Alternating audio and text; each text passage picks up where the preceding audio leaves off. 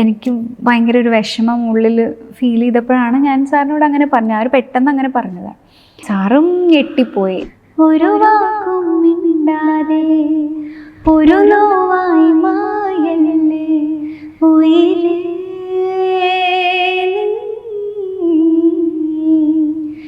പിന്നെ ചില പാട്ടുകൾ അയ്യോ ഒന്നുകൂടെ റെക്കോർഡ് ചെയ്യായിരുന്നു എന്നിങ്ങനെ തോന്നിയ പാട്ടുകൾ, ഹൃദയത്തിൻ നിറമായി, അതൊക്കെ കഴിഞ്ഞ വർഷം സ്റ്റേറ്റ് അവാർഡ് കിട്ടിയിട്ടുള്ള 19ാം നൂറ്റാണ്ടിലുള്ള പാട്ടുണ്ട്. അത് ഞാൻ ക്വിറ്റ് ചെയ്യാൻ പോയിട്ടുള്ളൊരു പാട്ടായിരുന്നു. അത് ഓരോ മാത്രയും ഓർമ്മ താളിൽ സ്വർണ്ണവർണ്ണമെന്നും ഇന്നീ മനം വാചാലം കൺമണി. എന്നിലെ മ്യൂസിക് ഡയറക്ടറിന് എന്നിലെ സിംഗറിനെ ഉൾക്കൊള്ളാൻ പറ്റുന്നില്ലാത്ത ഒരവസ്ഥ. ചേച്ചി പാടിയ പാട്ടുകൾ വീണ്ടും വീണ്ടും കേൾക്കാറുണ്ടോ? ചില ആളുകൾ അങ്ങനെ കേൾക്കാറില്ല എന്ന് കേട്ടിട്ടുണ്ട്, അതുകൊണ്ടാണ് ചോദിച്ചത്. ഞാൻ കേൾക്കുന്നത് വളരെ കുറവാണ്. ചില പാട്ടുകൾ മാത്രമേ കേൾക്കാറുള്ളൂ. ഇപ്പോൾ ട്രാവൽ ചെയ്യുന്ന സമയത്ത് എപ്പോഴെങ്കിലും കേൾക്കും. കൂടുതലും വേറെയുള്ള ആളുകളുടെ പാട്ടുകളാണ് കേൾക്കാറുള്ളത്. എപ്പോഴെങ്കിലും തോന്നിയിട്ടുണ്ടോ പാടിയ പാട്ട് പാടിയതിന് ശേഷം കുറച്ചുകൂടി വേറെ എന്തെങ്കിലും ആഡ് ചെയ്യാമായിരുന്നു? ഒരുപാട് പാട്ടുകൾ അങ്ങനെ തോന്നിയിട്ടുണ്ട്. ചില പാട്ടുകൾ കുറേ സമയം എടുത്ത് പാടിയതൊക്കെ ഓക്കെ, കുഴപ്പമില്ല, അങ്ങനെ തോന്നിയിട്ടുണ്ട്. പിന്നെ ചില പാട്ടുകൾ അയ്യോ ഒന്നുകൂടെ റെക്കോർഡ് ചെയ്യായിരുന്നു എന്നിങ്ങനെ തോന്നിയ പാട്ടുകൾ, ഹൃദയത്തിൻ നിറമായി, അതൊക്കെ വളരെ പെട്ടെന്ന് കഴിഞ്ഞൊരു റെക്കോർഡിംഗ് ആയിരുന്നു. അതൊക്കെ ഒന്നുകൂടെ റെക്കോർഡ് ചെയ്യായിരുന്നു എന്നൊക്കെ എനിക്ക് തോന്നി. എനിക്ക് കോൾഡൊക്കെ ആയിരുന്നു അന്ന്. പക്ഷേ എല്ലാവരും പറയുന്നത് ഓക്കെ ആയിരുന്നു, നല്ല രസമായിരുന്നു കേൾക്കാനൊക്കെ പറയുന്നത്. പക്ഷേ എനിക്ക് കുറച്ചുകൂടെ പെർഫെക്റ്റ് ആക്കണമായിരുന്നു എന്ന് ഇതേപോലെ കുറേ പാട്ടുകൾ എനിക്ക് തോന്നിയിട്ടുണ്ട്. എപ്പോഴെങ്കിലും അങ്ങനെ മ്യൂസിക് ഡയറക്ടറോട് പറഞ്ഞിട്ടുണ്ടോ എനിക്ക് ഒന്നുകൂടെ പാടണം എന്നുണ്ട്, അങ്ങനെ എപ്പോഴെങ്കിലും ആവശ്യപ്പെട്ടിട്ടുണ്ടോ? പിന്നെ ഉണ്ട്. അത് ചില സമയത്ത് മ്യൂസിക് ഡയറക്ടർക്ക് അത് ഓക്കെ ആയിരിക്കും, പക്ഷെ കുറച്ചുകൂടെ ടെക്നിക്കലി എനിക്കെന്തോ കുറച്ചുകൂടെ നന്നാക്കായിരുന്നു. ടോണൽ ക്വാളിറ്റിയോ അല്ലെങ്കിൽ എന്തെങ്കിലും കാരണം കൊണ്ട് ഒന്നുകൂടെ റെക്കോർഡ് ചെയ്യാം, അത് പ്രൊനൗൺസ് ചെയ്ത രീതിയോ അങ്ങനെ എന്തെങ്കിലുമൊക്കെ ഉണ്ടെങ്കിൽ ഞാൻ ഒന്നുകൂടെ പറയാറുണ്ട്. പക്ഷേ ഫൈനലി എന്താ എടുക്കുന്നത് നമുക്കറിയില്ല. കുറേ ടേക്സ് ഉണ്ടാവുമല്ലോ. അപ്പോൾ അതിൽ ഏറ്റവും അവർക്ക് കൂടുതൽ ഇഷ്ടമുള്ളതായിരിക്കും അവർ ചൂസ് ചെയ്യുക. പക്ഷേ എൻ്റെ സമാധാനത്തിന് ഞാൻ പാടാറുണ്ട്. ഇപ്പോൾ ഒരുപാട് ടെക്നിക്സ് ഉണ്ടല്ലോ. ഇപ്പം നമുക്ക് ഒരു പാട്ടിൻ്റെ കുറച്ച് പോർഷൻസ് മാത്രമായിട്ട് റെക്കോർഡ് ചെയ്ത് അങ്ങനെ പല സമയത്തായിട്ട് വേണമെങ്കിൽ റെക്കോർഡ് ചെയ്യാം, അങ്ങനെയൊക്കെയുള്ള ഓപ്ഷൻസ് ഉണ്ട്. ശരിക്കും ഇപ്പോൾ ഈ പാട്ടും അല്ലെങ്കിൽ മുൻപ് പാടിയ പാട്ടുകളൊക്കെ റെക്കോർഡ് ചെയ്യുന്ന സമയത്ത് ഒറ്റ സ്ട്രെച്ചിൽ പാടുകയാണോ ചെയ്തത്? ഓരോ പോർഷൻസ് വെച്ചിട്ടാണോ പാടിയത്? ഇപ്പോഴത്തെ ഒരു രീതി എങ്ങനെയാണ്? ഒറ്റ സ്ട്രെച്ചിൽ പാടുന്നത് ഇപ്പോൾ വളരെ കുറവാണല്ലോ. ഇപ്പം പണ്ട്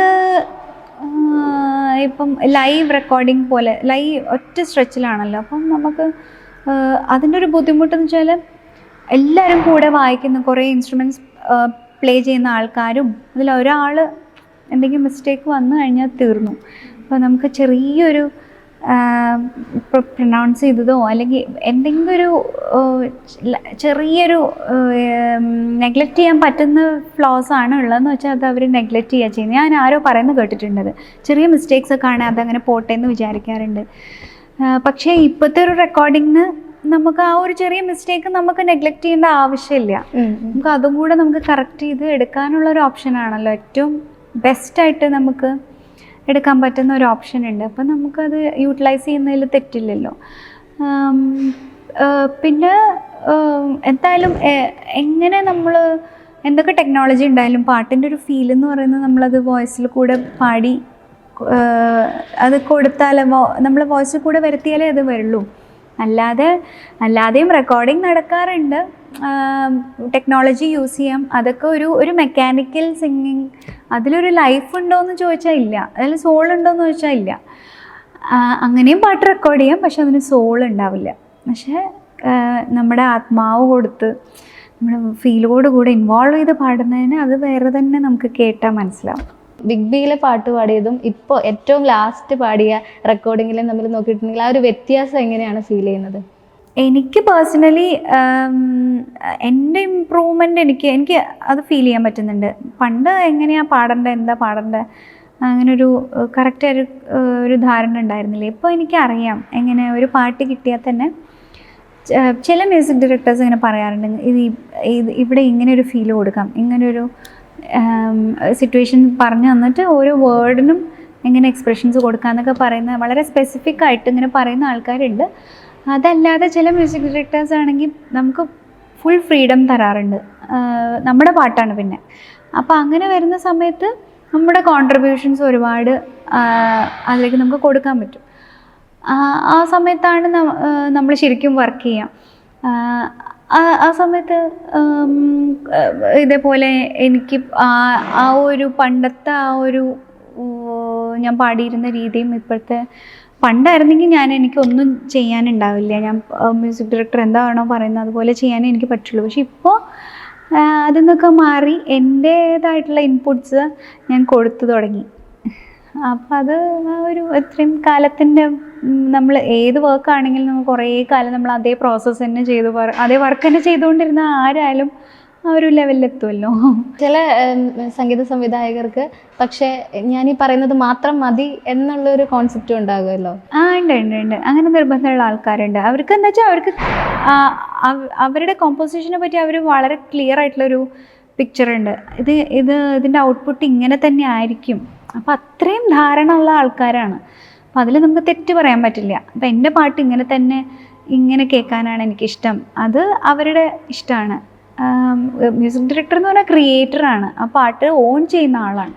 അപ്പോൾ അവർക്ക് അത് നിർബന്ധം പിടിക്കുന്നതിൽ ഒരു തെറ്റുമില്ല. അവരുടെ പാട്ട് അങ്ങനെ വേണം എന്ന് പറയുന്നതിൽ ഒരു തെറ്റുമില്ല. അപ്പോൾ നമ്മൾ അതുപോലെ പാടിക്കൊടുക്കുക. നമുക്ക്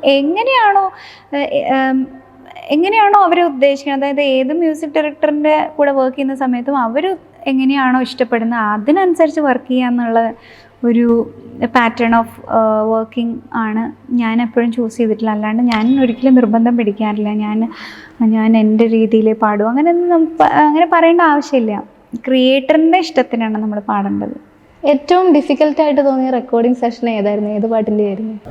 എല്ലാ പാട്ടുകളും അങ്ങനെ ഒരുപാട് എളുപ്പത്തിലൊന്നുമല്ല ഞാൻ പാടിയിട്ടില്ല. ഞാൻ ഒരുപാട് എഫേർട്ട് ഇട്ടിട്ട് തന്നെയാണ് പാടുന്നത്. ഓരോ പാട്ട്, ഏത് പാട്ട് കിട്ടുകയാണെങ്കിലും നമ്മുടേതായിട്ടുള്ള കോൺട്രിബ്യൂഷൻസ്, അതിന് ഏറ്റവും മാക്സിമം പെർഫെക്ഷനിൽ ഏറ്റവും എങ്ങനെയൊക്കെ ബ്യൂട്ടിഫൈ ചെയ്യാൻ പറ്റുമോ അതല്ലേ നമ്മൾ നോക്കുക. അപ്പം കുറേ സമയമെടുത്ത് റെക്കോർഡ് ചെയ്തെന്നൊക്കെ ചോദിക്കുകയാണെങ്കിൽ ഓഫ് കോഴ്സ് ഇപ്പം കഴിഞ്ഞ വർഷം സ്റ്റേറ്റ് അവാർഡ് കിട്ടിയിട്ടുള്ള 19ാം നൂറ്റാണ്ടിലുള്ള പാട്ടുണ്ട്. അത് ഞാൻ ക്വിറ്റ് ചെയ്യാൻ പോയിട്ടുള്ളൊരു പാട്ടായിരുന്നു.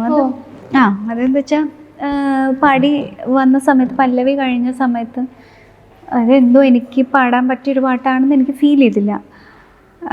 ആ ജോണറിൻ്റെ അല്ല, പക്ഷേ എന്തോ പാട്ടിൻ്റെ സിറ്റുവേഷനിൽ ഒരുപാട് പേര് ഡാൻസ് ചെയ്യുന്നു, വളരെ വൈബ്രൻ്റായിട്ട് അങ്ങനത്തെ ഒരു ഫീല് കൊണ്ടുവരുന്ന ഒരു സെമി ക്ലാസിക്കൽ എന്ന് വേണമെങ്കിൽ പറയാം. പക്ഷെ എന്നാലും ആ ഒരു സോങ്ങിൻ്റെ ഫീല്, ആ ഒരു ടെക്നിക്കൽ കാര്യങ്ങളല്ല, ആ ഒരു ഫീല് എന്തോ വരുന്നുണ്ടായിരുന്നില്ല പാടിയ സമയത്ത്. അപ്പോൾ എനിക്ക് എം ജയചന്ദ്രൻ സാറിനും അത് അത്രയും സാറ്റിസ്ഫൈഡ് ആയിരുന്നില്ല പാടിയ സമയത്ത്. അപ്പോൾ ഞാൻ പറഞ്ഞു, സാർ ഞാൻ ക്വിറ്റ് ചെയ്യാണ്. കുറേ പാടി ട്രൈ ചെയ്തു, അപ്പോൾ ഞാൻ ക്വിറ്റ് ചെയ്യാണെന്നുള്ള പോലെ പറഞ്ഞു. അപ്പോൾ സാറ് വളരെ കോൺഫിഡൻസ് ഉള്ളതുകൊണ്ടാണ് മീൻസ് ഇത് പാടാൻ പറ്റും എനിക്ക് എന്നുള്ളൊരു കോൺഫിഡൻസ് ഉള്ളതുകൊണ്ടാണ് സാർ എന്നെ വിളിച്ചിട്ടുണ്ടായിരുന്നത്. സാർ മുൻപും പാടിപ്പിച്ചിട്ടുള്ള ആളാണല്ലോ, മുന്നേ ഒരുപാട് പാട്ടുകൾ പാടിയിട്ടുള്ളതുമാണ്. അപ്പോൾ എന്തുകൊണ്ടും എനിക്ക് അങ്ങനെ ഫീൽ ചെയ്തു. ഞാൻ വിചാരിച്ചത് ഞാൻ എത്ര വേണമെങ്കിൽ പാടാൻ റെഡിയായിരുന്നു, പക്ഷേ സാറിൻ്റെ സമയം വെറുതെ കളയാം. അത്രയും ഒരു വലിയ മ്യൂസിക് ഡയറക്ടർ എനിക്ക് വേണ്ടി സമയം കളയാന്ന് പറയുന്ന എനിക്ക് ഭയങ്കര ഒരു വിഷമം ഉള്ളിൽ ഫീൽ ചെയ്തപ്പോഴാണ് ഞാൻ സാറിനോട് അങ്ങനെ പറഞ്ഞത്. അവർ പെട്ടെന്ന് അങ്ങനെ പറഞ്ഞതാണ്, ഒന്നും ആലോചിക്കാതെ പറഞ്ഞതാണ്. അപ്പോൾ സാറും ഞെട്ടിപ്പോയി. ഇത്രയും നല്ലൊരു പാട്ട് പാടാൻ വിളിച്ചിട്ട് അങ്ങനെ ഒരു ഓപ്പർച്യൂണിറ്റി കിട്ടിയിട്ട് അത് പാടാതെ പോകാമെന്ന് പറഞ്ഞിട്ടിങ്ങനെ ആദ്യത്തെ എക്സ്പീരിയൻസ് ആണെന്ന് തോന്നുന്നു സാർക്ക്. സാറിൻ്റെ അടുത്ത് ആരും അങ്ങനെ പറഞ്ഞിട്ടില്ല, ഇത്രയും മണ്ടത്തരം പറഞ്ഞിട്ടില്ല എന്ന് തോന്നുന്നു. അപ്പോൾ സാറ് സ്റ്റോപ്പ് ചെയ്തിട്ട് സാറ് അടുത്തേക്ക് വിളിച്ചിട്ട് കുറേ കാര്യങ്ങളൊക്കെ പറഞ്ഞു. കുറേ വലിയ വലിയ ലെജൻസിൻ്റെ സ്റ്റോറീസ്, കുറേ ഇൻസ്പയറിങ് സ്റ്റോറീസും ഒക്കെ പറഞ്ഞു. പിന്നെ കുറേ എന്നെ മോട്ടിവേറ്റ് ചെയ്യാൻ നോക്കി, കുറേ കഥകളൊക്കെ പറഞ്ഞു. പിന്നെ ഇനി പാടി നോക്കാമെന്ന് പറഞ്ഞിട്ട് ഓക്കെ സാർ എന്ന് പറഞ്ഞിട്ട് ഞാൻ പോയി പാടിയപ്പോൾ അത് ഓക്കെ ആയി. എന്താണെന്ന് എനിക്കറിയില്ല. അപ്പോൾ എന്തോ ഒരു മൈൻഡ് ബ്ലോക്ക് ആയിരിക്കാം ചിലപ്പോൾ അന്നത്തെ ഓരോ ദിവസം നമുക്ക് ഓരോ പോലെയാണല്ലോ. ചിലപ്പോൾ അന്ന് എനിക്ക് അങ്ങനെ ഒരു കറക്റ്റ് ഫീൽ എനിക്ക് കൺവേഡ് ആയിട്ടുണ്ടാവില്ലായിരിക്കും. എന്താ സാർ ഉദ്ദേശിച്ചതെന്ന് മനസ്സിലായിട്ടുണ്ടാവില്ലായിരിക്കും. അപ്പോൾ അതും ഒരു എക്സ്പീരിയൻസ് ആയിരുന്നു. സ്റ്റേറ്റ് അവാർഡ് കിട്ടിയപ്പോൾ സാർ എന്താ പറഞ്ഞു? ഇത് സ്റ്റേറ്റ് അവാർഡ് കിട്ടിയ സമയത്ത് ഇത് സാറും ഞാൻ ഇങ്ങനെ ചാനൽ ഇവിടെ ആയിരുന്നു, എല്ലാ ചാനലിൽ റിപ്പോർട്ടേഴ്സൊക്കെ വന്ന സമയത്ത് എനിക്ക് ആദ്യം ഈ ഒരു ഇൻസിഡൻ്റാണ് ഓർമ്മ വന്നത്. ഞാനന്ന് പാടാതെ പോവാൻ നോക്കിയൊരു സോങ് ആയിരുന്നു. അപ്പോൾ അതേ പാട്ടിന് തന്നെ സ്റ്റേറ്റ് അവാർഡും കിട്ടി. അപ്പോൾ അത് എല്ലാവർക്കും ഒരു ലെസണാണ്. നമ്മളൊരു കാര്യം നമ്മൾ പെട്ടെന്ന് ക്വിറ്റ് ചെയ്യരുത്. ഞാൻ പൊതുവെ അങ്ങനെ ചെയ്യുന്ന ഒരാളേ അല്ല.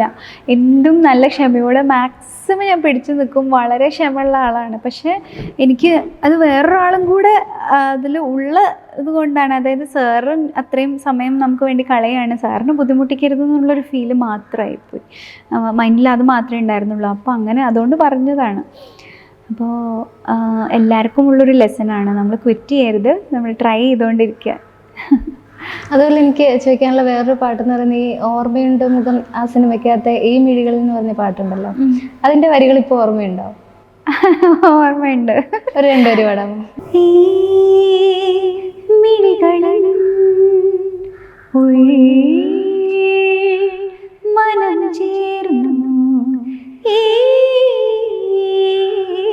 മായതൻ പേരോ പ്രണയം. ഇന്നീ പകലിനെന്തു കാന്തി, ഇന്നീ നഗരമെന്തു ഭംഗി, കൺമണി ഓരോ മാത്രയും ഓർമ്മ താളിൽ സ്വർണ്ണവർണ്ണമെന്നു, ഇന്നീ മനം വാചാലം കൺമണി. ഈ മിഴികളിൽ മനം ചേർന്നു ഈ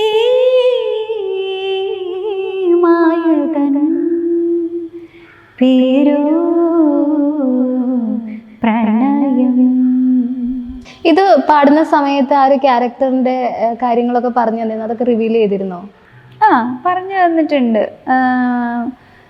സ്റ്റോറി ചെറുതായിട്ട് അങ്ങനെ പറഞ്ഞു, എല്ലാ പാട്ട് പാടാൻ പോകുന്ന സമയത്ത് അങ്ങനെ ചെറുതായിട്ട് ഒരു ബ്രീഫായിട്ട് നമുക്ക് ഒരു ഐഡിയ തരാറുണ്ട്. എന്നാലേ നമുക്ക് കൂടുതലും ഉൾക്കൊണ്ട് പാടാൻ പറ്റുള്ളൂ, അല്ലെങ്കിൽ പ്ലെയിൻ സിംഗിങ് ആയി പോകും. ഈ ഓർമ്മ നഷ്ടപ്പെട്ടു പോകുന്നൊരു അതെ അതെ, ഇതെല്ലാം പറഞ്ഞു തന്നിട്ടുണ്ടായിരുന്നു. അങ്ങനെ സിറ്റുവേഷൻ മനസ്സിലാക്കി പാടുമ്പോൾ അതിൻ്റെതായിട്ടുള്ളൊരു ബ്യൂട്ടി ആ സോങ്ങിൽ നമുക്ക് കൊണ്ടുവരാൻ പറ്റും. അപ്പൊ ഇനി വരാൻ പോകുന്ന സിനിമകൾ ഏതൊക്കെയാണ്? മറ്റ് ഭാഷകളിലേക്കൊക്കെ വരുന്നുണ്ടെന്ന് പറഞ്ഞു. ഇപ്പം ഏറ്റവും ലേറ്റസ്റ്റ് ആയിട്ട് ഇനി റിലീസിന് ഒരുങ്ങുന്ന പടം ഏതാണ്? ഇപ്പോൾ റിലീസായത് ആനന്ദ് ശ്രീബാലയിലൊരു സോളോ, നല്ലൊരു സോളോ ആണ്. അത് രഞ്ജൻ രാജാണ് മ്യൂസിക്. രഞ്ജൻ എൻ്റെ നല്ലൊരു ഫ്രണ്ടാണ്. പിന്നെ അതിൽ വളരെ ബ്യൂട്ടിഫുൾ ആയിട്ടുള്ളൊരു സോങ്ങാണ്, സോളോ സോങ്ങാണ്. മന്ദാരമലരിൽ നിന്ന് തുടങ്ങുന്നൊരു പാട്ട്. പിന്നെ ഒരു ദേശക്കാരൻ എന്ന് പറഞ്ഞിട്ടൊരു മൂവി, ചെറിയ സിനിമയാണ്. അതിൽ നിഖിൽ പ്രഭ എന്ന് പറഞ്ഞിട്ട് റഹ്മാൻ സാറിൻ്റെ വോയിസിലൊക്കെ പാടുന്നൊരു പുള്ളിയാണ് മ്യൂസിക് ചെയ്തിരിക്കുന്നത്. അതിൽ മധുചേട്ടൻ്റെ കൂടെ ഒരു നല്ലൊരു ഡ്യുവറ്റാണ്. അത് എല്ലാവർക്കും വളരെ ഇഷ്ടമായ ഒരു, ഞാൻ ഷെയർ ചെയ്തപ്പോൾ ഫേസ്ബുക്കിലാണെങ്കിലും യൂട്യൂബിലാണെങ്കിലും നല്ല ഒരു ഫീഡ്ബാക്ക് കിട്ടിയിട്ടുള്ള ഒരു സോങ്ങാണ് എനിക്ക്. ചേച്ചിക്ക് ഇതുവരെ പാടിയ പാട്ടുകളിൽ നോക്കുമ്പം ഏറ്റവും അധികം സ്ട്രഗിൾ ചെയ്തു വന്ന പാട്ടുകളിലൊന്ന് ഇതാണെന്ന് പറഞ്ഞല്ലോ. അപ്പോൾ അതുപോലെ തന്നെ ഏറ്റവും അധികം സന്തോഷത്തോടെ പാടിയ അല്ലെങ്കിൽ ഏറ്റവും ഈസി ആയിട്ട് പാടിയ ഒരു പാട്ട് ഏതായിരിക്കും? സന്തോഷമാണോ എന്ന് എനിക്കറിയില്ല. ഈസി ആയിട്ട് പെട്ടെന്ന് പരിപാടി കഴിഞ്ഞ ഒരു പാട്ടായിരുന്നു ഹൃദയത്തിന് നിറമായി. ഞാൻ വിചാരിച്ചു വെറുതെ റിഹേഴ്സലായിരിക്കും, ഇങ്ങനെ വെറുതെ എന്തോ നമ്മൾ പാടുന്ന സമയത്ത് നമ്മുടെ ഹെഡ്ഫോൺസിൽ ലെവൽസ് എല്ലാം നമ്മൾ ചെക്ക് ചെയ്യും. അതുപോലെ പാടിയ ഒരു റെക്കോർഡിംഗ് സെഷനായിരുന്നു. ഞാൻ വിചാരിച്ചു ചിലപ്പം ഹെഡ്ഫോൺസ് എല്ലാം ചെക്ക് ചെയ്യാൻ വേണ്ടി പാടിപ്പിക്കാനായിരിക്കും, ഒറ്റ സ്ട്രെച്ചിൽ അങ്ങ് പാടി. പക്ഷേ ശരി ഓക്കെ കഴിഞ്ഞു എന്ന് പറഞ്ഞിട്ട് പാക്കപ്പ് പറഞ്ഞപ്പോൾ പുള്ളിക്ക് എവിടെ പോകാനും ഉണ്ടായിരുന്നു, ഇനി അതുകൊണ്ടാണോ ഇത്രയും ധൃതിയിൽ റെക്കോർഡ് ചെയ്തതെന്നൊക്കെ വിചാരിച്ചു. കഴിഞ്ഞോ, ഇത് ഓക്കെ ആയിരുന്നോ? ഞാനാണെങ്കിൽ ഒന്നാമത് കുറച്ച് ടെൻഷനിലായിരുന്നു പോയത്. കോൾഡ് ഉണ്ട്, കുറച്ച് നേസൽ ടോൺ ഉണ്ട്. കോൾഡ് മാറി, പക്ഷേ ഒരു നേസൽ ടോൺ അങ്ങനെ കിടക്കുന്നുണ്ടായിരുന്നു. പക്ഷേ പുള്ളിക്ക് അത് ഓക്കെ ആയിരുന്നു. അങ്ങനെ വളരെ കൂളായിട്ട് കഴിഞ്ഞൊരു റെക്കോർഡിങ് ആയിരുന്നു. അങ്ങനെ കുറേ ഉണ്ട്. ഇപ്പോൾ ബിജുബാൽ സാറിനൊക്കെ ഞാൻ ഒരുപാട് പാട്ട് ഞാൻ പാടിയിട്ടില്ല. സാറിൻ്റെ റെക്കോർഡിങ് സെഷൻ ഇതുപോലെ തന്നെ വളരെ ഭയങ്കര കൂളാണ് സാറ്. പെട്ടെന്ന് കഴിയും റെക്കോർഡിംഗ് ഒക്കെ. നമുക്ക് പിന്നെയും ഒന്നുകൂടെ പാടാമെന്നൊക്കെ തോന്നാറുണ്ട് ചിലപ്പം, പക്ഷെ സാർക്ക് അത് ഓക്കെ ആയിരിക്കും. അത് പലരും അതുപോലെ പറയുന്നത് കേട്ടിട്ടുണ്ട്, സാറിൻ്റെ റെക്കോർഡിങ് അങ്ങനെയാണെന്ന്. അങ്ങനെ കുറേ എക്സ്പീരിയൻസസ് ഉണ്ട് വളരെ എളുപ്പത്തിൽ കഴിഞ്ഞ. ഈ മറ്റു ഭാഷകളിൽ പാടുന്ന സമയത്ത് അതെങ്ങനെയാണ് ആ ഒരു സമയം കൂടുതൽ ബുദ്ധിമുട്ടാണോ തോന്നാറ്? മറ്റു ഭാഷകൾ പാടുന്ന സമയത്ത് ഞാൻ കൂടുതൽ എഫേർട്ട് ഉണ്ട്, ശ്രദ്ധിക്കാറുണ്ട്. ഇപ്പം ശ്രേയാജിയൊക്കെ അവിടുന്ന് ഇവിടെ വന്ന് മലയാളം പാട്ടുകൾ പാടുന്ന സമയത്ത് കുറേ മണിക്കൂറുകളോളം ഒരു ദിവസം മുഴുവൻ അതിന് മാറ്റി വയ്ക്കും എന്നൊക്കെ ഞാൻ കേട്ടിട്ടുണ്ട്. 5-10 മണിക്കൂറൊക്കെ ഒരു പാട്ടിന് വേണ്ടി സ്പെൻഡ് ചെയ്തു എന്നൊക്കെ കേൾക്കുമ്പോൾ നമ്മൾ അത്രയും ഇല്ലെങ്കിലും കുറച്ചെങ്കിലും നമ്മൾ സ്പെൻഡ് ചെയ്യണ്ടേ. അതാണല്ലോ നമ്മളെ ഒരു ഡെഡിക്കേഷൻ എന്ന് പറയുന്നത്, ഒരു മ്യൂസീഷ്യന് വേണ്ട ഒരു കാര്യമാണല്ലോ. അപ്പം മാക്സിമം ആ പാട്ടിന് നമ്മൾ കൊല്ലാതിരിക്കാൻ വേണ്ട കാര്യങ്ങളൊക്കെ ശ്രദ്ധിക്കാറുണ്ട്. ഞാൻ എപ്പോഴും റിക്വസ്റ്റ് ചെയ്യാറുണ്ട്. ഇപ്പോൾ കന്നഡ സോങ് റെക്കോർഡ് ചെയ്യുന്ന സമയത്ത് ബാംഗ്ലൂരിൽ നിന്നായിരുന്നു. അപ്പോൾ അവിടെ ഞാൻ റിക്വസ്റ്റ് ചെയ്യാറുണ്ട്, ലിറിസിസ്റ്റ് ഉണ്ടാവും, ലിറിസിസ്റ്റിൻ്റെ പ്രസൻസിൽ റെക്കോർഡ് ചെയ്യാം. അപ്പോൾ ലിറിസിസ്റ്റ് ഉണ്ടാവുന്ന സമയത്ത് നമുക്ക് കറക്റ്റ് ഡിക്ഷൻ കറക്റ്റായിട്ട് പറഞ്ഞു തരാറുണ്ട്. അപ്പോൾ നമുക്ക് കുറച്ചുകൂടി ഈസിയറാണ്. അതുപോലെ തന്നെ ഇപ്പം റീസെൻ്റ്ലി ഞാനൊരു തമിഴും തെലുങ്കും റെക്കോർഡ് ചെയ്തിട്ടുണ്ടായിരുന്നു. അപ്പോൾ ആ സമയത്തും അവർ അവിടെ നിന്ന് വന്നിട്ടുണ്ടായിരുന്നു. പ്രൊഡ്യൂസറാണ് വന്നത്, പക്ഷേ തെലുഗു ലിറിസിസ്റ്റ് അല്ല, എന്നാലും പുള്ളിക്ക് തെലുങ്ക് അറിയാമല്ലോ. അപ്പോൾ പുള്ളി അത് ഹെൽപ്പ് ചെയ്തിട്ടുണ്ടായിരുന്നു. അപ്പം പിന്നെ മീനിങ് ഒക്കെ ചോദിച്ച് മനസ്സിലാക്കിയിട്ടാണ് പാടുന്നത്. അപ്പോൾ കുറച്ചുകൂടി ഇൻവോൾവ്മെൻ്റ് ഉണ്ടാവും, നമുക്ക് കുറച്ചുകൂടി ഇൻവോൾവ് ചെയ്ത് ഫീൽ കൊടുത്ത് പാടാൻ പറ്റും. അപ്പോൾ പിന്നെ കന്നഡയൊക്കെ പാടുന്ന സമയത്ത് മലയാളത്തിൽ തന്നെ എഴുതാറ്. കുറേ അക്ഷരങ്ങളൊക്കെ നമ്മുടെ അക്ഷരങ്ങളൊക്കെ അവിടെയുണ്ട്. അപ്പോൾ തമിഴ് പിന്നെ വലിയ ഇഷ്യൂ ഇല്ല, നമുക്ക് അറിയുന്നൊരു ലാംഗ്വേജാണ്. കന്നഡയും തെലുഗുമാണ് കുറച്ചുകൂടെ എഫേർട്ട് ഇട്ട് ചെയ്യേണ്ടി വന്നിട്ടുള്ളത്. ഇപ്പോൾ ഈ പാട്ടുകൾ പാടാനായിട്ട് ഇപ്പോൾ ഒരു മ്യൂസിക് ഡയറക്ടർ ചേച്ചിനെ വിളിക്കുകയാണ്, എൻ്റെ സിനിമയിലേക്ക് പാടണം എന്ന് പറഞ്ഞിട്ട് മ്യൂസിക് ഡയറക്ടർ വിളിക്കുന്ന സമയത്ത് അതിൻ്റെ ട്യൂൺ അയച്ചു തന്ന് അത് കേട്ട് ചേച്ചി കൺവിൻസ്ഡ് ആയതിനു ശേഷമാണോ ഓക്കെ പറയുക, അല്ലെങ്കിൽ ഈ മ്യൂസിക് ഡയറക്ടറുടെ പാട്ട് പാടാൻ ഞാൻ തയ്യാറാണ് എന്നതാണോ? എന്താണ് ആ ഒരു യെസ് പറയാൻ എടുക്കുന്ന മാനദണ്ഡങ്ങൾ എന്തൊക്കെയാണ്? എൻ്റെ ബിഗിനിങ് സ്റ്റേജിലൊക്കെ ഞാൻ അങ്ങനെ പാട്ട് അയച്ചു തരും, നമുക്ക് അങ്ങനെ ഒന്നും റിക്വസ്റ്റ് ചെയ്യാൻ പറ്റില്ലല്ലോ, അങ്ങനെ ഡിമാൻഡ് ചെയ്യാൻ പറ്റില്ല. ബിഗിനിങ് സ്റ്റേജിൽ പാട്ട് അയക്കുന്നു, അത് കേട്ട് ഓക്കെ ആയിരിക്കും. എന്താ വെച്ചാൽ അവർക്ക് അറിയാം, ഇന്ന സിംഗറിനെ വിളിക്കുന്ന സമയത്ത് ആ സിംഗറിൻ്റെ കപ്പാസിറ്റി അറിയാം. അതൊക്കെ നോക്കിയിട്ടായിരിക്കുമല്ലോ അവരെപ്പോഴും വിളിക്കുക. പക്ഷേ ഇതിന്നൊക്കെ ഡിഫറെൻ്റ് ആയിട്ട് ഇപ്പം കുറച്ച് സോങ്സ് അങ്ങനെ അല്ലാതെ വന്നിട്ടുണ്ട്. അത് എന്തുകൊണ്ടാണെന്ന് എനിക്കറിയില്ല.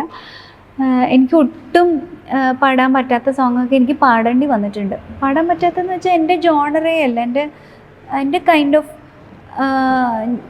സിംഗിങ് ആ ഒരു കാറ്റഗറിയിൽ വരുന്ന സോങ്സേ അല്ല, അങ്ങനത്തെ ഒക്കെ ഞാൻ പാടേണ്ടി വന്നിട്ടുണ്ട്. അതിന് ശേഷം ഞാൻ പാട്ട് അയച്ചു തരുമോ എന്ന് റിക്വസ്റ്റ് ചെയ്യാറുണ്ട്. പിന്നെ ഇങ്ങനത്തെ സിറ്റുവേഷൻസ് വരുമ്പോൾ നമ്മൾ നിർബന്ധമായിട്ട് പാടേണ്ട അവസ്ഥ, കാരണം എല്ലാവരും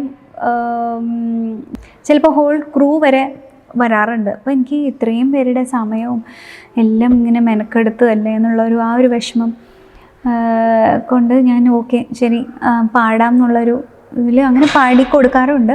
പക്ഷെ അത് പാടി കഴിയുമ്പോഴാണ് എനിക്ക് തന്നെ അയ്യോ ഞാൻ ഒട്ടും സാറ്റിസ്ഫൈഡ് ആയിരിക്കില്ല. എനിക്ക് വീട്ടിൽ വന്നിട്ട് ഭയങ്കര അയ്യോ ഞാൻ എന്തിനാണത് പാടിയത്, എനിക്ക് ഒട്ടും പറ്റാത്തൊരു സോങ് ആണല്ലോ.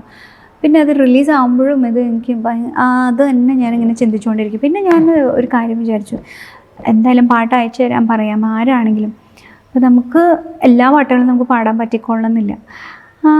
അത് കേട്ടിട്ട് എനിക്ക് ഓക്കെ ആണോ ഒന്ന് നോക്കിയിട്ട് പാടുന്നതല്ലേ എൻ്റെ ഒരു ശരി. കാരണം വെറുതെ മ്യൂസിക് ഡയറക്ടറിൻ്റെ ടൈമും എല്ലാവരുടെയും എൻ്റെ സമയവും സ്റ്റുഡിയോൻ്റെ റെൻറ്റ് ഇതൊന്നും കളയേണ്ട ആവശ്യമില്ല, മാൻ പവറും. അത് മാത്രമല്ലല്ലോ, ഇപ്പോൾ ഒരു പാട്ട് ഇറങ്ങി കഴിഞ്ഞാൽ അതിന്റെ പ്രൊമോഷനും കൂടി ഗായകരുടെ കൂടി ഭാഗത്തു നിന്നുള്ളൊരു PR വർക്ക് വേണം എന്നൊരു സാഹചര്യം ഇപ്പോൾ ഉണ്ടല്ലോ. അപ്പം അതൊരു ബുദ്ധിമുട്ടല്ലേ മാനസികമായിട്ട്, ഇഷ്ടമില്ലാത്തൊരു പാട്ട് അത് പ്രൊമോട്ട് ചെയ്യേണ്ട അവസ്ഥ വരും. പിന്നെ നമുക്കത് ഷെയർ ചെയ്യാൻ തന്നെ മടിയായിരിക്കും. ഈശ്വര ഞാനത് ഷെയർ ചെയ്യണ്ടേ എന്ന് വിചാരിച്ച് ഷെയർ ചെയ്യേണ്ട ഒരു അവസ്ഥയൊക്കെ വരും. കാരണം അത് വേറൊരു സിംഗർ പാടിയാൽ അത് നന്നായിരിക്കും, അതിൽ നന്നായിട്ട് ഉറപ്പായിട്ടും പാടാൻ പറ്റും. അപ്പം ഞാനിങ്ങനെ വിചാരിക്കും എന്തിനാണ് എന്നെ വിളിച്ചതെന്നൊക്കെ വിചാരിക്കാറുണ്ട്. അപ്പം ഞാൻ ഇപ്പം എല്ലാം ഞാൻ അയക്കാൻ പറയാറുണ്ട്. പുതിയ ഇപ്പം ബിഗിനിങ് സ്റ്റേജിലൊക്കെ ഇങ്ങനെ പുതിയ ഫ്രഷേഴ്സ് ഉണ്ടാവുമല്ലോ, അങ്ങനത്തെ മ്യൂസിക് ഡയറക്ടേഴ്സിൻ്റെ അടുത്ത് ഞാനൊന്ന് അയക്കാൻ പറയാറുണ്ട്. അപ്പോൾ ഇനി എങ്ങാനും റോങ് ചോയ്സ് ആയി എന്ന് അവർക്കും തോന്നണ്ട എന്ന് വിചാരിച്ചിട്ടാണ്. അങ്ങനെ ഇപ്പം ഏറ്റവും ലേറ്റസ്റ്റ് ആയിട്ട് വരുന്ന പുതിയ മ്യൂസീഷ്യൻസിൽ ഭയങ്കരമായിട്ട് അത്ഭുതപ്പെടുത്തിയ ആരെങ്കിലും ഉണ്ടോ ലേറ്റസ്റ്റ് ആയിട്ട് ചെയ്ത വർക്കുകളിൽ? ലേറ്റസ്റ്റ് ആയിട്ട് അത്ഭുതപ്പെടുത്തിയ ഒരുപാട് പേരുണ്ടല്ലോ. പിന്നെ ഹിഷാമൊക്കെ എനിക്ക് എൻ്റെ ഫ്രണ്ടാണ്. അപ്പം അത്ഭുതപ്പെടുത്തി എന്ന് പറയാൻ പറ്റില്ല, അവൻ്റെ ടാലൻറ്റ് നമുക്ക് അറിയുന്നതാണ്. അപ്പോൾ അതിൽ അത്ഭുതമില്ല. പിന്നെ അതേപോലെ രഞ്ജിൻ ആണെങ്കിലും ഇവരൊക്കെ മ്യൂസിക് ഡയറക്ടേഴ്സായി വരുമെന്ന് നമ്മൾ സ്വപ്നത്തിൽ പോലും വിചാരിച്ചില്ല. അവരൊക്കെ എക്സലൻ്റ് ആയിട്ട് പാടുന്ന സിംഗേഴ്സാണ്. അമേസിങ് വോയിസ് ആണ്. ഹിഷാമിൻ്റെ ആണെങ്കിൽ രഞ്ജിനൊക്കെ പാടുന്ന കേട്ട് നമ്മൾ അവരൊക്കെ ഉറപ്പായിട്ട് സിംഗേഴ്സ് ആവുന്നായിരുന്നു ഞാൻ വിചാരിച്ചിരുന്നത്. അപ്പം മ്യൂസിക് ഡയറക്ടേഴ്സ് ആയപ്പോൾ ശരിക്കും സന്തോഷം. ചേച്ചിക്ക് മ്യൂസിക് ഡയറക്ഷനിലേക്ക് കടക്കണം എന്നുള്ള ചെയ്യാൻ ആഗ്രഹമുണ്ട്? ഒരു സോങ് ഞാൻ ചെയ്തു എൻ്റെ യൂട്യൂബ് ചാനലിന് വേണ്ടിയിട്ട്. അതോടെ ഞാൻ തൽക്കാലത്തേക്ക് നിർത്തി. എനിക്ക് മനസ്സിലായത് എളുപ്പത്തിൽ ചെയ്യാൻ പറ്റുന്ന ഒരു കാര്യമില്ലേ. അത് മാത്രമല്ല, നമ്മൾ ഈ സോങ് ആണെങ്കിൽ ഞാൻ തന്നെ പാടാനുള്ളൊരു സോങ് ആയിരുന്നു ഞാൻ ചെയ്തത്. അപ്പോൾ അതാണ് ഏറ്റവും വലിയ ബുദ്ധിമുട്ട്. നമ്മൾ ചെയ്തിട്ടുള്ള പാട്ട് നമ്മളെ കൊണ്ട് തന്നെ പാടിക്കുക എന്ന് പറയുന്നത് അത് നമ്മൾ ജഡ്ജ് ചെയ്യും വേണം. അത് ഭയങ്കര ഡിഫിക്കൽട്ടായിട്ടുള്ളൊരു കാര്യമായിരുന്നു. എനിക്ക് ഒട്ടും ഞാൻ പാടിയത് ഞാൻ മ്യൂസിക് ചെയ്തിരിക്കണതിൻ്റെ ആ ഒരു ലെവലിലേക്ക് ഞാൻ പാടി എത്തിക്കാൻ എനിക്ക് പറ്റുന്നുണ്ടായിരുന്നില്ല. ആ പാട്ടിൻ്റെ ഒരു ഫീൽ എന്ന് പറയുന്നത് ഭയങ്കര എന്താ പറയുക, ഭയങ്കര ഒരു അഗ്രസീവായിട്ട് ഒരു പ്രൊട്ടസ്റ്റ് കാണിക്കുന്ന ഒരു സോങ് ആയിരുന്നു. അപ്പോൾ ആ ഒരു ലെവലിലേക്ക് എനിക്ക് അങ്ങോട്ട് പാടി എത്തിക്കാൻ പറ്റുന്നില്ല. എന്നിലെ മ്യൂസിക് ഡയറക്ടറിൻ്റെ എന്നിലെ സിംഗറിനെ ഉൾക്കൊള്ളാൻ പറ്റുന്നില്ലാത്തൊരവസ്ഥ. ഞാനിത് എന്ത് ചെയ്യണം, ഞാൻ തുടങ്ങിയും പോയി, എന്താ ചെയ്യേണ്ടതെന്നുള്ളൊരവസ്ഥയായിപ്പോയി. പിന്നെ കുറേ കഴിഞ്ഞപ്പോൾ ഒരേ സ്റ്റുഡിയോയിൽ തന്നെയാണ് ഞാൻ പാടാൻ പോകുന്നത്. അവിടുത്തെ സൗണ്ട് എഞ്ചിനീയർ പറഞ്ഞു, ചേച്ചി ഇത് ബെസ്റ്റാണ്, ഇത് മതി. അവർക്കൊക്കെ ഇഷ്ടപ്പെടുന്നുണ്ട്. പക്ഷേ എനിക്ക് ഇനി നന്നാക്കണം, കുറച്ചുകൂടി അഗ്രഷൻ. എൻ്റെ ഒരു പൊതുവേ ഒരു സിംഗിങ് സ്റ്റൈൽ എന്ന് പറഞ്ഞാൽ കുറച്ചൊരു സോഫ്റ്റ് ആയിട്ടുള്ളൊരു അങ്ങനത്തെ ഒരു സിംഗിങ് ആണ് പൊതുവേ ഞാൻ പാടിയിട്ടുള്ളതും ട്രൈ ചെയ്തിട്ടുള്ളതും ഒക്കെ. ഓഫ് കോഴ്സ് ലൈവ് ഷോസിന് ഫാസ്റ്റ് നമ്പേഴ്സൊക്കെ ഉറപ്പായിട്ടും പാടുന്നുണ്ട്, ഒക്കെ ശരിയാണ്. പക്ഷേ ഇത് അതിൽ നിന്നൊക്കെ ഡിഫറെൻ്റ് ആയിട്ട് ഭയങ്കര ഒരു അഗ്രസീവായിട്ടുള്ളൊരു സോങ് ആയിരുന്നു. അപ്പോൾ ഞാൻ പിന്നെ 3 പ്രാവശ്യം ഞാൻ പാടി സ്റ്റുഡിയോയിൽ പോയിട്ട്. 3ാമത്തെ പ്രാവശ്യം അത് ഉള്ളതിൽ ബെറ്ററാണ്. ഇപ്പോഴും അങ്ങനെ പറയാൻ പറ്റുള്ളൂ എനിക്ക്. സ്വയം ജഡ്ജ് ചെയ്യുന്നതിൻ്റെ ജഡ്ജ് ചെയ്യുമ്പോൾ സമയത്ത് അത് ഭയങ്കര ബുദ്ധിമുട്ടുള്ള കാര്യം. നമുക്കൊരു മ്യൂസിക് ഡയറക്ടർ നമ്മൾ പറഞ്ഞു തരുന്ന സമയത്ത് ഓക്കെ, അവിടുന്ന് ഒരു ഒപ്പീനിയൻ കിട്ടാനുണ്ടെങ്കിൽ അവർ ഓക്കെ എന്ന് പറയുമ്പോൾ നമുക്കൊരു കോൺഫിഡൻസ് ആണ്. ഇത് പിന്നെ സൗണ്ട് എഞ്ചിനീയർ നല്ലൊരു മ്യൂസിക് സെൻസ് ഉള്ളൊരു ആളായിരുന്നു, ജിസ്റ്റോ ആയിരുന്നു. ജിസ്റ്റോ പറഞ്ഞപ്പോൾ ഓക്കെ മതി, ഓക്കെ ആണെന്ന് പറഞ്ഞപ്പോൾ എനിക്ക് സമാധാനമായി. ഇനി ഞാൻ മോളുടെ കാര്യം കൂടെ ഒന്ന് ചോദിച്ചോട്ടെ. മോള് ഒരു കുട്ടി പാട്ടുകാരിയാണല്ലോ. മോൾക്ക് എപ്പോഴും പാടിക്കൊടുക്കുന്ന ഏതെങ്കിലും പാട്ടുണ്ടോ? അങ്ങനെ ഒന്നുമില്ല, പ്രത്യേകിച്ച് ഒന്നുമില്ല. ഞാൻ പാടിക്കൊടുക്കുന്നതിലും ഞാൻ കേൾപ്പിക്കാറുണ്ട്. പിന്നെ എൻ്റെ പാട്ട് ചിലപ്പോൾ പുള്ളിക്കാരി പാടിയിട്ടുള്ള ട്രാക്സൊക്കെ കേൾക്കാറുണ്ട്, അങ്ങനെയൊക്കെ ഉണ്ട്. പിന്നെ നമ്മൾ വീട്ടിലെന്ന് പറയുമ്പോൾ പാട്ട് തന്നെയാണല്ലോ എപ്പോഴും. വേറെ പ്രശ്നം എന്താ വെച്ചാൽ, പാടുന്ന സമയത്ത് ഞാൻ കറക്റ്റ് ചെയ്യും. ഇപ്പോൾ ഞാൻ പാടുകയാണെങ്കിലും ഞാൻ എന്നെ തന്നെ കറക്റ്റ് ചെയ്യുന്ന ഒരാളാണ്. നമുക്ക് ഏറ്റവും പെർഫെക്ഷനിൽ എങ്ങനെ പാടാൻ പറ്റും അതുവരെ എത്തുന്നവരെ ഞാൻ പാടിക്കൊണ്ടേയിരിക്കും, അങ്ങനെയാണ്. അപ്പോൾ അതുപോലെ തന്നെ മോളാണെങ്കിലും മോള് പാടുന്ന സമയത്ത് അങ്ങനെയല്ല കുറേ കറക്റ്റ് ചെയ്യുമ്പോൾ ആളെ സ്റ്റോപ്പ് ചെയ്യും, പാടുന്നത് നിർത്തി വേറെ പണിക്ക് പോകും. അപ്പോൾ ആ ഒരു സിറ്റുവേഷൻ എത്തണ്ടെന്ന് വിചാരിച്ചിട്ട് ഞാൻ പിന്നെ അങ്ങനെ ഒരുപാട് കറക്റ്റ് ചെയ്യാൻ പോകാറില്ല. വീട്ടിലെപ്പോഴും പാട്ട് തന്നെയാണ്. വീട്ടിലിങ്ങനെ ഒരു പാട്ട് പാടിത്തരുമെന്ന് വെച്ച് പാടിക്കൊടുക്കുക അങ്ങനെയൊന്നുമില്ല. എപ്പോഴും പാട്ട് തന്നെയാണ്. അവൾ പാടും, ഞാൻ പാടും, അങ്ങനെ പാട്ട് കേൾക്കും. ഒരു ദിവസത്തെ റൊട്ടീൻ എങ്ങനെയാണ് ചേച്ചിയുടെ രാവിലെ തൊട്ട് നോക്കിയിട്ടുണ്ടെങ്കിൽ? അങ്ങനെ ഭയങ്കര ഒരു ചിട്ട, രാവിലെ ഇന്ന് എത്ര മണിക്ക് എണീക്കും, അങ്ങനെ രാവിലെ പ്രാക്ടീസ്, അങ്ങനെയുള്ള കാര്യങ്ങളൊന്നും എനിക്ക് നടക്കാറില്ല. പക്ഷെ പ്രാക്ടീസ് ചെയ്യും. അതിനായിട്ടൊരു എനിക്ക് അങ്ങനെ ഭയങ്കര രാവിലെ എന്നൊക്കെ പറയണത് ഭയങ്കര ബഹളമുള്ള സമയമാണ് വീട്ടിൽ. സ്കൂളിൽ പോകുന്ന സമയം മോള് പിന്നെ ഹസ്ബൻഡ് നേരത്തെ പോകുന്ന ആളാണ്. അപ്പം മെയ്ഡ് വീട്ടിലുണ്ടെങ്കിൽ ആ സമയത്ത് പെട്ടെന്ന് കാര്യങ്ങളൊക്കെ റെഡിയാക്കാനുള്ള ഭയങ്കര നോയ്സി ആയിരിക്കും ആ ഒരു സമയം എന്ന് പറയുന്നത്. അപ്പോൾ ആ സമയത്തൊന്നും പ്രാക്ടീസൊന്നും നമുക്ക് ചിന്തിക്കാൻ പോലും പറ്റില്ല. ഇവരെല്ലാവരും പോയിട്ട് വളരെ പീസ്ഫുൾ ആയിട്ടുള്ളൊരു സമയം വരും എനിക്ക് വീട്ടിലുണ്ടെങ്കിൽ. ആ സമയത്താണ് ഞാൻ ഈ പ്രാക്ടീസൊക്കെ ചെയ്യാറുള്ളത്. അപ്പോൾ വളരെ പീസ്ഫുള്ളായിട്ട് വാമപ്പ് ചെയ്യും. പിന്നെ പാട്ടുകൾ പഠിക്കാനുള്ളത് പഠിക്കും. പിന്നെ ഇപ്പോൾ ഞാൻ പഠിക്കുന്നുണ്ടല്ലോ, കർണാട്ടിക് പഠിക്കുന്നുണ്ട്, അത് പ്രാക്ടീസ് ചെയ്യും. പിന്നെ രാഗങ്ങൾ പാടി നോക്കാറുണ്ട്, അങ്ങനെയൊക്കെ ചെയ്യും. പിന്നെ റൂട്ടീൻ, പിന്നെ എൻ്റെ മ്യൂസിക്കിൻ്റെ റൂട്ടീൻ ഇങ്ങനെയാണ്. പിന്നെ യോഗ ചെയ്യാറുണ്ടായിരുന്നു ഞാൻ, പക്ഷെ അതും ഇതുപോലെ ഭയങ്കര റെഗുലറായിട്ട് എന്നും ചെയ്യും, ഇന്ന സമയത്ത് ചെയ്യാം അങ്ങനെയൊന്നും. ഞാനത് ചെയ്യാതിരിക്കണം എന്താ വെച്ചാൽ എനിക്ക് പെട്ടെന്ന് മടുക്കുന്ന ആളാണ്. എനിക്ക് ഇന്ന സമയത്ത് ഒരേ സമയത്ത് എല്ലാ ദിവസവും ഇത് ചെയ്യുകയാണെങ്കിൽ എനിക്കത് പെട്ടെന്ന് മടുക്കും. ആ മടുപ്പ് വരാതിരിക്കാൻ ചിലപ്പോൾ എനിക്ക് ഒരു ദിവസം ഭയങ്കര മടിയാണെങ്കിൽ ഞാനന്ന് ചെയ്യില്ല, എന്നെ ഞാൻ തന്നെ ഫോഴ്സ് ചെയ്യാറില്ല. പിന്നെ പിറ്റേ ദിവസം അത് ഓക്കെ ആവും, പിറ്റേ ദിവസം ചെയ്യും, അങ്ങനെയാണ്. ഭയങ്കരമായിട്ട് ഫോഴ്സ് ചെയ്ത് കഴിഞ്ഞാൽ നമ്മളത് കുറേ പ്രൊലോങ്ഡ് ആയിട്ട് അത് സ്റ്റോപ്പ് ചെയ്യാനുള്ളൊരു, എൻ്റെ കാര്യം ഇങ്ങനെയാണ് കേട്ടോ, അങ്ങനെ ഒരു ടെൻഡൻസി വരും. അപ്പോൾ നമ്മൾ ഫോഴ്സ് ചെയ്യാതെ കുറച്ചൊരു ഈസിയർ ആയിട്ടുള്ളൊരു ഇതിൽ അങ്ങനെ പോവുകയാണെങ്കിൽ എല്ലാം നമ്മൾ വലിയൊരു കുഴപ്പമില്ലാതെ പോകുന്നുള്ളൊരു അഭിപ്രായക്കാരിയാണ് ഞാൻ. എനിക്ക് തോന്നുന്നു ചേച്ചിയുടെ മുമ്പത്തെ ഇൻ്റർവ്യൂസ്, ഞാൻ ലേറ്റസ്റ്റ് ഇൻ്റർവ്യൂസ് കണ്ടതിൽ നിന്നും ഇപ്പോൾ കുറച്ചുകൂടി ടോൺഡ് ആയിട്ടുണ്ട്. അത് യോഗ കൊണ്ടാണോ അതോ ഭക്ഷണപ്രിയാണെന്നും കേട്ടിട്ടുണ്ട്. ഫുഡ് കൺട്രോളിംഗ് ആണോ, എന്താണ്? ഭക്ഷണം എന്ന് പറയുന്നത് ഞാൻ പണ്ടൊക്കെ കഴിക്കുന്നത് ആലോചിച്ചാൽ ഭയങ്കരമായിട്ട് കഴിക്കുമായിരുന്നു വെച്ചാൽ എന്ത് കഴിക്കുക വെജാണ് നമ്മൾ കഴിക്കുന്നത്, എല്ലാം കിട്ടുന്നതൊക്കെ കഴിക്കും. വെജിറ്റേറിയൻ ആണ്. പക്ഷെ എന്നാലും ദോശ ഭയങ്കര ഇഷ്ടമാണ്, ചോറ് ദോശയൊക്കെ ഭയങ്കര ഇഷ്ടമാണ്. അപ്പോൾ വീട്ടിൽ നിന്നും ഭയങ്കര എൻകറേജ്മെൻ്റ് ആണ്, അച്ഛനും അമ്മയാണെങ്കിലും. അപ്പോൾ വീട്ടിൽ നിന്ന് ഓഫ് കോഴ്സ് അങ്ങനെ പറയുന്ന സമയത്ത് നമ്മൾ എന്തായാലും കഴിക്കുമല്ലോ. നല്ല ടേസ്റ്റി ഫുഡ് ആണെങ്കിൽ പിന്നെ പറയേണ്ട ആവശ്യമില്ല. പിന്നെ പുറത്ത് നമ്മൾ ട്രാവൽ ചെയ്യും, അപ്പോൾ നമുക്ക് ഒരുപാട് ഓപ്പർച്യൂണിറ്റീസ് ഉണ്ട് നല്ല ഭക്ഷണമൊക്കെ കഴിക്കാനുള്ള. അപ്പോൾ ഈ ഹെൽത്ത് ഇഷ്യൂസ് വരാൻ തുടങ്ങി. ചെറിയ ഹെൽത്ത് ഇഷ്യൂസ്, പെട്ടെന്ന് അസുഖം വരിക, അങ്ങനെയുള്ള കാര്യങ്ങളൊക്കെ വന്നപ്പോൾ ഇനിയിപ്പോൾ ഹെൽത്ത്, നമ്മൾ ഏജ് കൂടി വരികയല്ലേ, നമ്മൾ ഹെൽത്തി ആയിട്ടുള്ള ഫുഡ് ഹാബിറ്റ്സ് ശീലിക്കണം. അങ്ങനെയൊക്കെ മനസ്സിലായതിന് ശേഷമാണ് ഫുഡൊക്കെ നല്ലൊരു ഡയറ്റ് ഫോളോ ചെയ്യാൻ തുടങ്ങി. കൂടുതൽ ഫൈബേഴ്സ്, പ്രോട്ടീൻ റിച്ച് എഗ്ഗൊക്കെ കഴിക്കും, പ്രോട്ടീൻ റിച്ച് ആയിട്ടുള്ള ഫുഡ് ഐറ്റംസ്. പിന്നെ വെജിറ്റേറിയൻ ആണോ എന്നുള്ളത് ഇപ്പം അല്ല, ഇപ്പം ഞാൻ വെജ് അല്ല. ഇപ്പം നോൺ വെജ് കഴിക്കും. നോൺ വെജ് ചിക്കൻ കഴിക്കും. അത് എന്ന് വെച്ചാൽ ഈ ചില ഷോസിനൊക്കെ ഇപ്പോൾ ഓസ്ട്രേലിയയിലൊക്കെ പോയ സമയത്ത് ഞാൻ ലിറ്ററലി, അന്ന് പ്യുവർ വെജ് ആയിരുന്നു, ലിറ്ററലി പട്ടിണി എന്ന് പറഞ്ഞാൽ പട്ടിണി തന്നെയായിരുന്നു. അപ്പോൾ ഭയങ്കരമായിട്ട് ഇങ്ങനെ സ്റ്റാവ് ചെയ്തിട്ട് എനിക്ക് പെർഫോം ചെയ്യാന്ന് പറയുന്നത് നടക്കണ കാര്യമില്ല. എനിക്ക് കറക്റ്റ് ഫുഡ് സമയത്തിന് കിട്ടണം, അങ്ങനത്തെ ഒക്കെ നിർബന്ധമുള്ള ആളാണ്. അല്ലെങ്കിൽ മാനസികമായിട്ടും ഫിസിക്കലിയും ഞാൻ ഭയങ്കര ഡൗൺ ആയി പോകും. അപ്പോൾ അത് പെർഫോമൻസിനെ ബാധിക്കും.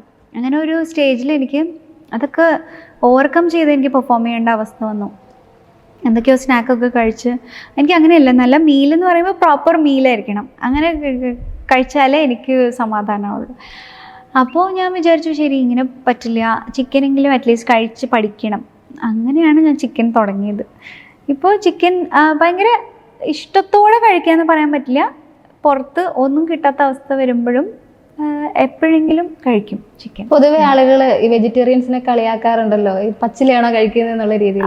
പക്ഷേ വെജിറ്റേറിയൻസിൽ ഒരുപാട് ഡിഫറെന്റ് കൈൻഡ്സ് ഓഫ് ഫുഡ്സ് ഉണ്ട് എന്നുള്ളത് പിന്നെ നമുക്ക് അറിയാം. അപ്പൊ അതിൽ ഏറ്റവും ഫേവറേറ്റ് ആയിട്ട് ചേച്ചിക്ക് കഴിക്കാൻ ഇഷ്ടമുള്ള ഫുഡ് എന്താണ്? ഞാൻ വെറൈറ്റി ഫുഡാണ് ചോദിക്കുന്നത്, ഇപ്പം ദോശ അങ്ങനെയുള്ളതല്ല.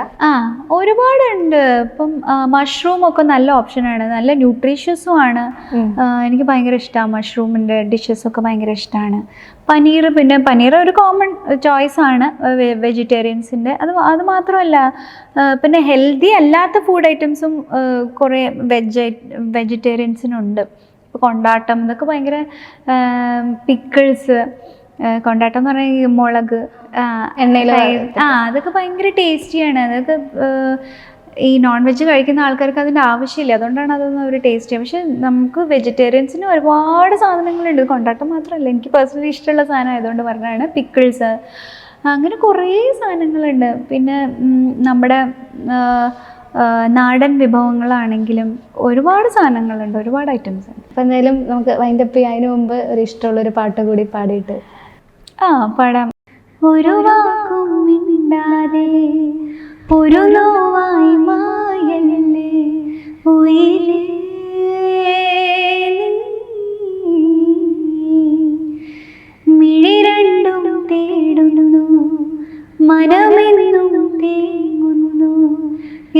ഉയിരേ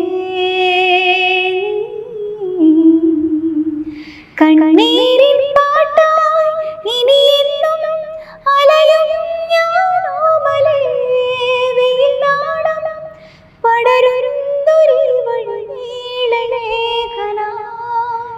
ഒരു വാക്കും മിണ്ടാതെ ഒരു നോവായി മായല്ലേ ഉയിരേ.